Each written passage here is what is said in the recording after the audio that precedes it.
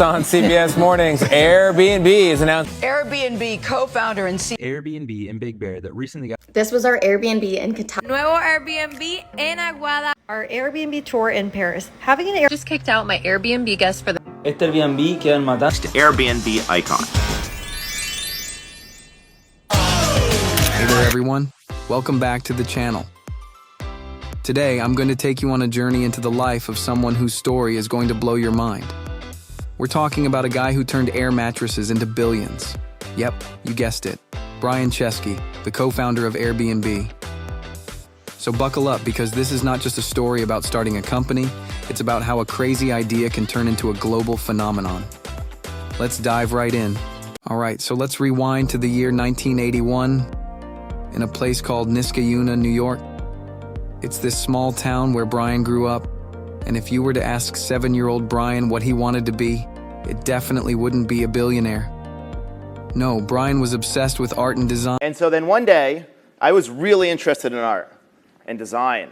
And then like I asked Santa for poorly designed toys so I could redesign them, like really peculiar things like that. And then one day I tell my mom, I said, I'm going to be an artist. And she said, oh my God, you chose the only job in America that'll pay less than a social worker. He loved to draw, sculpt, and build things, and his love for design, well, that's actually a key part of the story. Before thinking about business, Brian's dream was to be a professional hockey player. Imagine that. Fast forward to 2000, Brian heads off to the Rhode Island School of Design, RISD. This is where he really found his creative voice, and it's also where he met his future Airbnb co-founder, Joe Gebbia. They became fast friends, bonding over their shared love of design. Brian graduates in 2004 and moves to Los Angeles, trying to find work as an industrial designer. But like so many of us, he was struggling to pay the rent. And he said, come to San Francisco. And this was like my call to adventure. And you know, like there might be a few times in your life where you make a decision and everything about your life changes after that decision. And that's what happened. I pack everything in the backseat of a Honda Civic. I have $1,000 bank. I get to San Francisco, and then Joe tells me the rent is $1,150. And I thought, wow, I should have asked that before I came up to San Francisco. But it turns out that weekend at International Design Conference was coming to San Francisco. All the hotels are sold out, and we had this idea.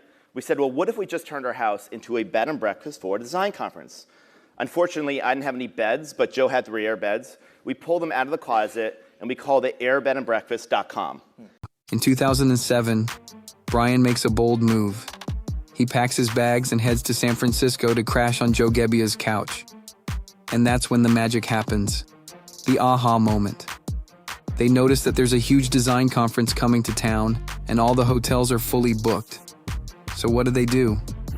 They decide to rent out air mattresses in their apartment and provide a little bed and breakfast experience to make some extra cash. And voila, the idea of airbed breakfast was born.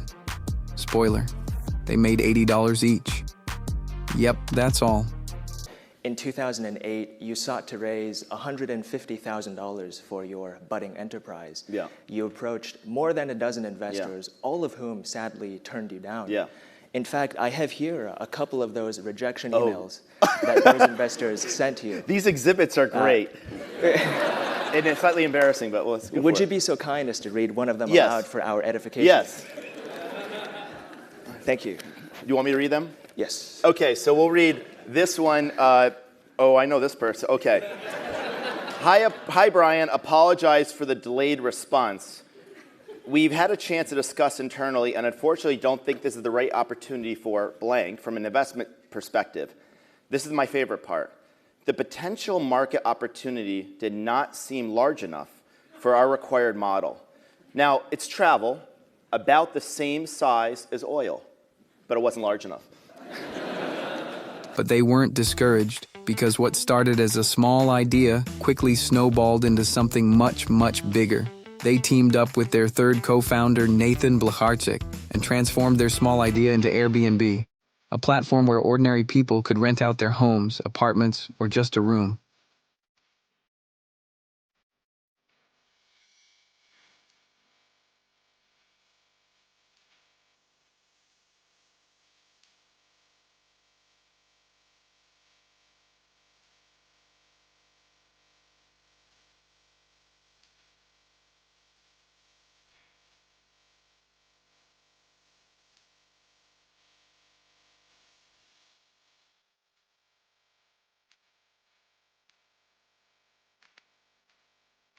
Now here's where the story gets good. You might think it was an instant hit, right? Wrong. Their website struggled hard in the beginning. In fact, they were so broke, they started selling cereal to keep Airbnb afloat. No joke. They launched their own custom-made cereal brands during the 2008 presidential election, Obama O's and Captain McCain's. And would you believe it? They made $30,000 from it. They literally used breakfast cereal to keep the business alive. In 2008 for the Republican and Democratic National Conventions. And you remember that was when Barack Obama was running for president. It was like a huge movement. And that weekend, we launched, and we got like 80 bookings. And I thought at this point, we've made it. We're huge. Like a bunch of blogs covered us. I'm like, we're like the Beatles of tech right now. And then all of a sudden, the next weekend for Senator McCain, we got 2 bookings. And then the week after, we got no bookings. And I realized if only there were political conventions every week, we'd have a business. So we were called Airbed and Breakfast. The Airbeds weren't selling. So we said, I know what you're thinking. Why not breakfast? Mm-hmm. And so we created this Barack Obama and John McCain themed breakfast cereal. We called the breakfast, the Obama O's cereal, Obama O's, like little Cheerios, the breakfast of change.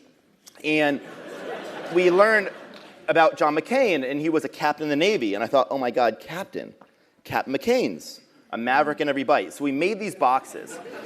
And at this point, my mom's like, yeah, you're definitely unemployed. Like, this is just not a good sign.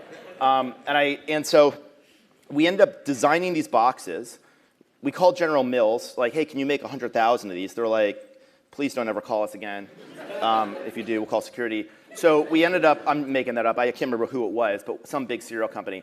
So we ended up getting like 1,000 boxes of cereal. We hand glued them ourselves. Like, I remember hand gluing cereal boxes, these collectible breakfast cereal, thinking, I wonder if Mark Zuckerberg ever glued cereal boxes. And the answer was no, he didn't. This is not a good sign.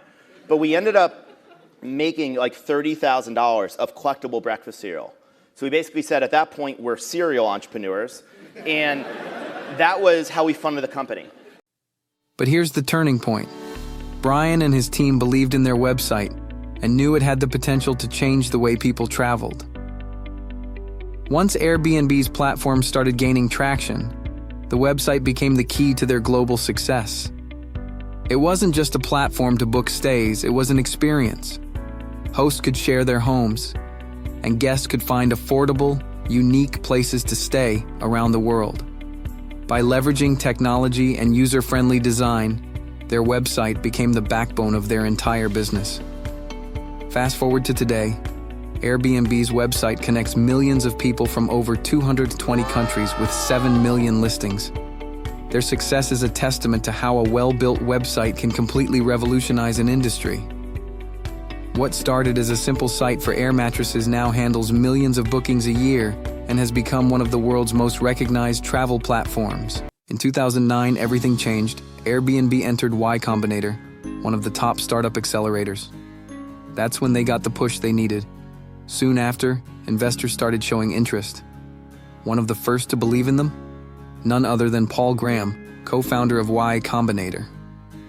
He saw their vision and suddenly the doors opened for Airbnb to go global. Let's fast forward to today.